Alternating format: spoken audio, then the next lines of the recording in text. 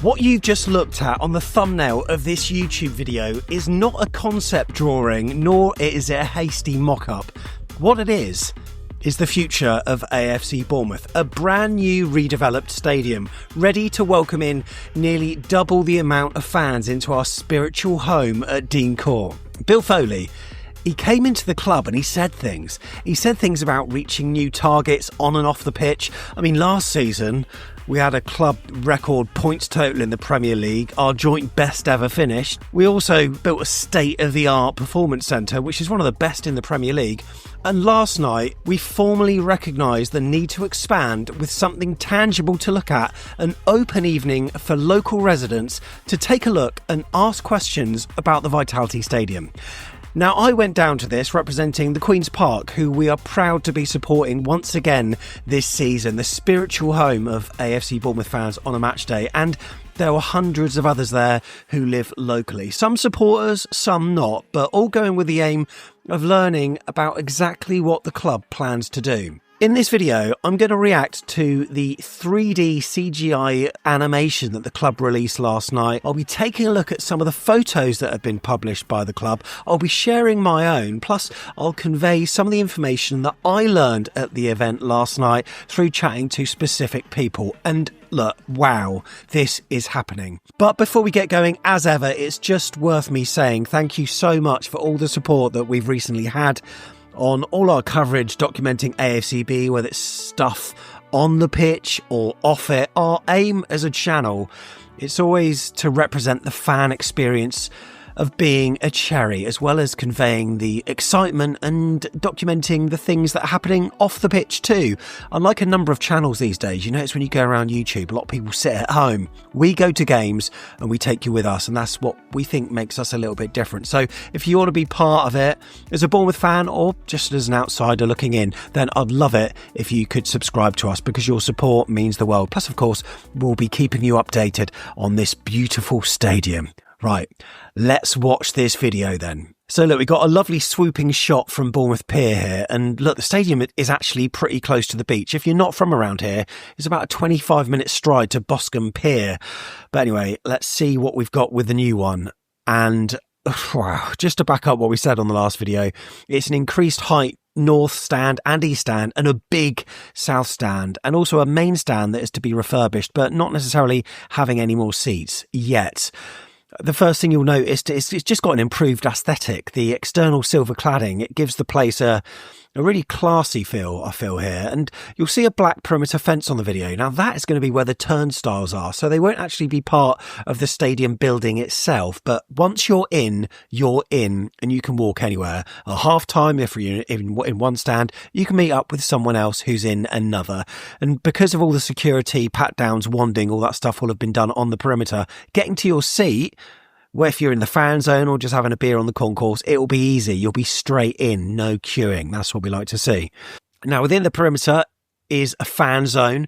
That's on the southwestern side of the complex. So that's between where the Ted Mack and main stands are now. So this is going to be a park covered area with bars, live entertainment, and also a great place to hang out before and after the game, equally importantly, to watch the match that's on TV and also chat with friends as well. And from the rendering, it looks like inbuilt into the back of this fan zone area will be a new ticket office, and that looks bigger, a lot bigger. So behind the brand new 7,000 capacity south stand, that's a huge fenced off area. This is, I think, for some of your coaches as well as the outdoor broadcasting compounds. You'll also see, by the way, that the pathway which goes behind the stadium will actually have to slightly deviate around what's going to be an expanded footprint, as we alluded to in the last video. In the club's words, the transformation and development of Vitality Stadium will secure the long-term success and sustainability of AFC Bournemouth. The expansion and improvement of the stadium represents a major milestone in the club's history and its stated journey to be a top-performing club in the Premier League. So look, after our last video that we put out, there seemed to be some slight revisions, not too much, but these are the revised headlines. They are increasing the capacity to approximately 20,200, enhancing the matchday experience. That's key for everyone at AFCB, achieving full compliance with the Premier League and UEFA standards. Europe, anyone? Strengthening the community impact, but also implementing cost-effective and low-disruption solutions during redevelopment. Now, as you can see from some of the pictures, all of the corners will be infilled. You may not have also spotted that the existing floodlights will be relocated from the corners where they are now, and they'll be spaced along the grandstands instead. Also, car parking, well, the car and cycle parking layout, it can be optimised, and it will be, as well as the vehicle circulation routes as well. Impressive stuff. So look, we've talked about the north and the east stand. Now that's relatively close to housing, right? I've chatted to someone who's involved in the project, and he says that the north stand and the east stand, the buildings need to come out by about 8 metres. So that's the north stand, but you'll notice behind the east stand, only part of it juts out, because you know there's that wall where the Wall of Legend starts. You can see that that bit isn't actually coming back, but when it does come back, you'll see that people can actually walk under there. There's a little walkway, so that creates an area for people to hang out at half-time or before the game in a place that's covered by the elements. And hopefully, with the 5 metre increase in height for both north and east, it's not going to encroach on the light of the local residents. I'm sure that might be a concern, but apparently it's going to be negligible. How do you say that word? I still don't know. What about the timeline, though? That's what we're all wondering, right? This is mad. Check out this on screen.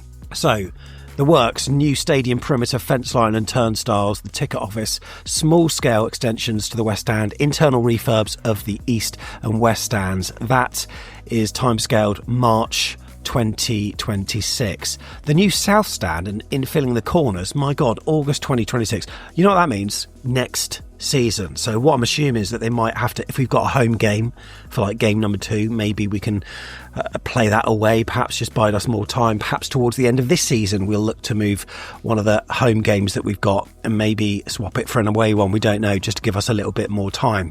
You would think that would mean that the build would have, what, maybe 4 months to finish, perhaps. My God, that would be tight, but they reckon it can be done. Phase 2 will be expanding the north and the east stands, and that's going to add a fair few seats, 2,927. That's going to be August 2027. And on screen you can see the details of the enabling works and also phase 1 and phase 2 as well. So phase 1 is going to involve activity setting back from the existing stadium, and it's going to be screened by solid timber hoarding. So any of the works that you've got, you're not going to be walking into a building site. It's all going to be fenced off, of course. It's going to be a fair bit of ground preparation, of course, for the new stand. That includes piling and installation of ground beams. This looks like it's going to be happening in the first quarter of 2026, so just after Christmas, basically. There's going to be the erection of the steel frame as well. Also, precasting the concrete terrace units installed to form the foundation for spectator seating. Large cantilever roof structure constructed. The installation of lifts, staircases and cladding system. There's a lot to do, right? And also then the ground and first floors will then be fitted out. The existing stand will be demolished last during the closed season to make way for the construction of the new lower terrace, completing the transformation of the stand. Now, I spoke to one of the project managers that said to me that he's worked on bigger projects in a quicker timescale and they've been completed okay. Obviously there's a few things with like planning and environmental impact assessments and stuff. It looks as though that should be okay, but I'm sure that the plans in the screening that they put through to BTP Council via Savills, I think they're kind of mitigating any chances of any kind of negative issues, because it sort of suggested that the impact is going to be minimal. Then for phase 2, that's the construction date of the third quarter of 2027. That includes the removal of existing roof cladding, followed by the dismantling of the current roof structure, and then also foundation works will commence to support the new terraces and roof structure, together with the infilling of the corners as well, and the construction sequence will mirror that of the south stand. Wow. Now, on that website address, afcb.co.uk/stadium-updates, you'll see that there are a few questions that people have been asking, including the new capacity. We've spoke about that, 20,200. The goal is to add more season tickets, so it's not like it's all general admission. They want to double the amount of season ticket holders, which is absolutely superb. And I think max points holders or high points holders will have priority with that. Previously, I said, you know what, I'm fine going from stand to stand. Getting the tickets yesterday morning meant that actually I would rather get a season ticket because I don't want to go through that rigmarole for another 19 times this season. Well, 18 now that I've got my Wolves tickets. Hospitality at the moment is at 6%. I think we've got 600 seats. I think they are looking to increase this. That is going to be around about, 1,200 or so. So, yeah, that will increase, of course. There are going to be some changes, of course, to the West Stand. That includes internal refurbishments, enhancing player facilities, hospitality areas, concourses, and also planning to enclose both the open-air patios on the second floor. It goes on to talk about the stadium's ability to host non-football events. Of course, we've seen it with Chris Billam-Smith. Back in the day, we hosted Elton John. I think that it's really important that the club can monetise all year round. I know they do things like conferences, meetings, business events, proms, all that kind of stuff. They also want to do other sporting events as well. They would probably be infrequent, so don't worry, locals. You won't have to worry. The main thing for Cherries fans also to know is that matches will continue during construction. We won't have to move to anywhere else. Happy days. So yeah, what chance of this all happening? Like I say, I spoke to someone that's convinced it is all doable. It does require everyone, of course, to sing from the same hymn sheet, of course, and that includes the council. But Councillor Rich Herrett from BCP Council, he's the cabinet member for Destination, Leisure and Commercial Operations. He said the council recognises how valuable AFC Bournemouth is to Bournemouth, Christchurch and Poole with its continued success on the pitch and their support for our local communities.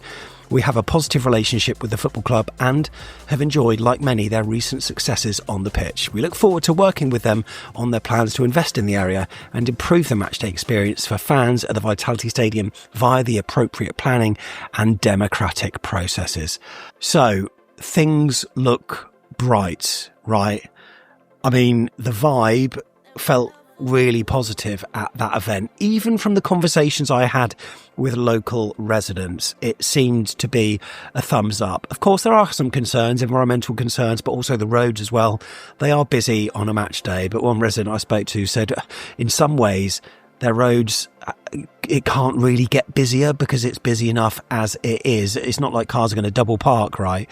But the club are going to make sure that there's an increased focus on providing transport options with an improved Folkestone for Boscombe railway station, which of course our local Labour MP is really key to at the moment. That looks like things are happening there. Faster and cleaner exits by car. Road closures and maybe traffic light cooperation, you could say. Plus, of course, the fan zone to keep fans back as well. So despite doubling the capacity, I think the stress on the network and the surrounding area they are aiming to minimise. This new stadium, it's going to be considered a benefit to not just the club and its football fans, but the local economy too. Not just the jobs of the people working on the project during the construction phase, but also the operational phase as well, plus community benefits as well. On screen, you've seen the various stills from the pull-up banners that were located at the survey, and on July the 21st, between 3:30 and 8, you're invited to go to take another look. There'll be some more information by then, I'm absolutely certain. Plus, you'll be able to chat to key members of staff about what is going to happen at our beautiful football club. It really is worth seeing. But for now, make sure you subscribe for more updates. It's excitement all the way.